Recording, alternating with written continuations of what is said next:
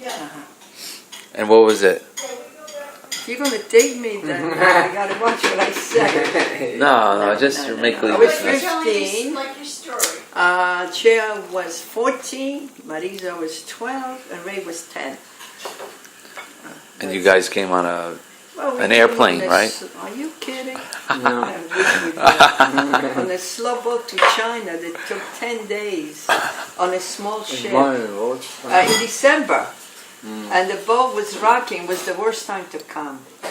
December 22nd we got here. For 10 days. What year was that? 1951, I think it was. Okay. Yeah. See, the boat was supposed to be a German warship that we had to go to Germany before we came here.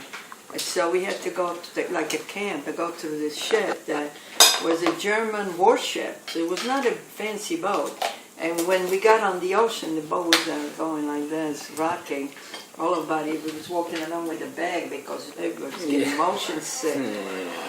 We couldn't wait to get there. Finally, when we get there, at 7 a.m. that morning, and we saw the Statue of Liberty. Everybody came out to see the statue. That was the best view. Yeah. Then my uncle, my mother's brother, Uncle Mehmet, Dominic, came to pick us up. Took us to my mother and the 4 children.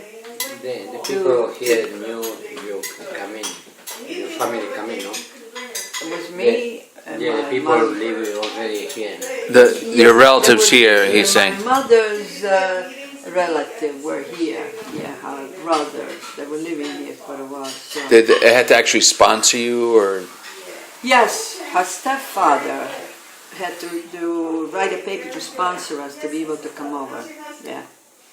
But before that, we had to be in a camp in Bagnoli, Naples, which was a little tough around there, you know. It wasn't like, oh, he's a luxury hotel, you know. We had, my mother had, because I was underage, I didn't have to work. My mother had to get up in the morning to work in the kitchen, to help her with the cooking and everything else. When we got on the ship, the warship, they had 5 bunk beds. It was a warship, so we had to choose those 5, and the boat was going like this.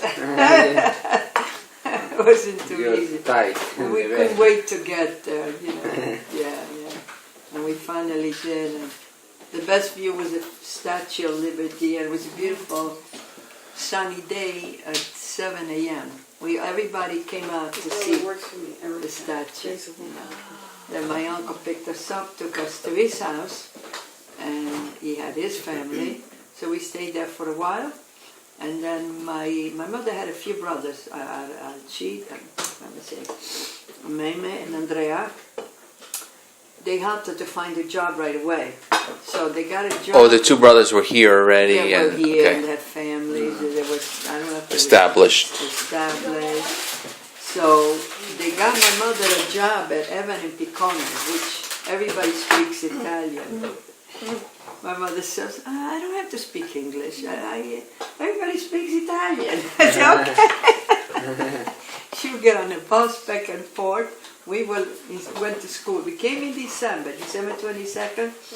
My uncle took us to get registered to go to school. What year was this? 51.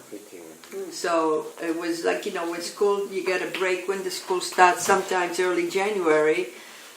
We go to the school, not one word of English. And I think we're supposed to be on the 8th grade. They put us on the 2nd grade. And all these little kids. And I said, oh, well, you know, at the end he said, this is fun. All the kids come up to you, they talk to you. So you learn more that way. So we had a teacher, Mrs. Toglioli. She lived in Cliffside Park, you know, Palisade Avenue. She said, I live at the street that you live, she said. I didn't know. So she said, you know, I understand Italian, but I will not answer you in Italian. But this way you can learn. But at least if you need to talk to me, I understand what you're saying. So we started talking to her in Italian, and sometimes we didn't understand what she was saying, so she did respond in Italian. She didn't speak too well, but she did understand. So we were in second grade, me and Akshay, 15 and 14. So we were put in the same grade. Now this is January.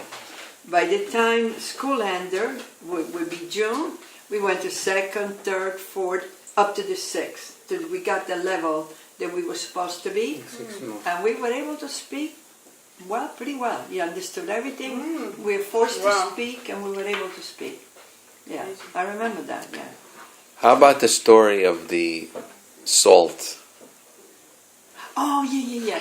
We get off the boat. My uncle picks us up from New York City, take us to his house in Cliffside Park, West New York, actually. And we see everybody. My mother sees and looks at us. Sale, you know, Sale, sing Sale. Yeah. And it's supposed to be for sale. For sale. And my mother goes, everybody's selling salt over here. Sale. Then my uncle explained, he said, no, it's for sale. But we didn't know for sale, you know. But imagine you don't speak one word of English. In January, from December, January, you go to school, and you don't speak nothing, not at all. We were forced. The kids were good because the kids talk to you. And they ask, one day my sister was sick and she stayed home. So they said, where's your sister? And I said, she's sick. She's sick. I learned how to say that. So they go, she's cold? No, she's not cold. She's sick. Does she have a cold? She's cold? I said, no. Yes. Does she have a cold? Yeah, but this teacher at least understood. And she Yeah. I will not answer you in Italian because this way you have to learn, you know. Yeah. But if you need, at least I understand. Oh, tell us about your first day of school when you went, when you had the piece of paper. My uncle registered us for school. So my mother, we had an idea about what this, well, not even sure, we had an address. But we learned how to ask people where you know, we always said, we stop, where is this? And we learned how to say that. Oh, you go there, to that, 2 blocks, 3 blocks. Okay, finally, half an hour later, Mario, we get to the school. And I said, so I opened the door. The door's locked. Big, one of those huge doors. We're knocking, nobody's coming. So I said, well, what are we going to do? There's no other doors, we go home. And so we figured, well, maybe over here the Americans are so strict. If you're 5 minutes late, they lock the doors. So we went home. My mother said, what are you doing home? I said, the door was locked. My uncle, my mother's brother, comes to visit. And she's telling him the story. She says, I sent them to school and they told me the door was locked. So my uncle said, don't you know today's Saturday? I said, yeah, but so?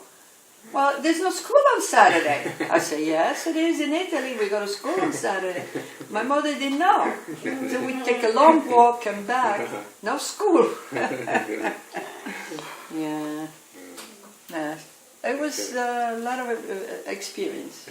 But good. As soon as my 16 years old, I was able to get the papers. I started getting a job. I worked right away, you know.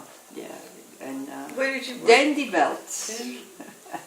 Okay, it was the summertime. I worked in dandy belt. I took the bus to West New York, and the job was, the lady said, she was the manager, I understand Italian, but I can't speak it. But at least if you need me to understand, you can talk to me in Italian. So at least we knew that.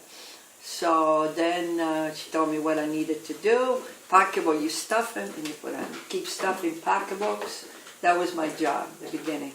Stuffing with paper, you know, they keep going like on a roll, you know, you gotta be very fast. You gotta touch the stuff. Stuff pocketbooks. Yeah. I used to take the bus and come back. So I got the job right away as soon as I became 16. Because you gotta be 16 to be able to get your paperwork. And my mother was the only one working, so I helped her, you know. And she worked at Evan and Piccone. Evan Piccone is a very famous quality dress, clothing. Ah, yes. They still have it. They still have it. They have our like Thousands. suits, wall 100% suits. So when my mother worked there,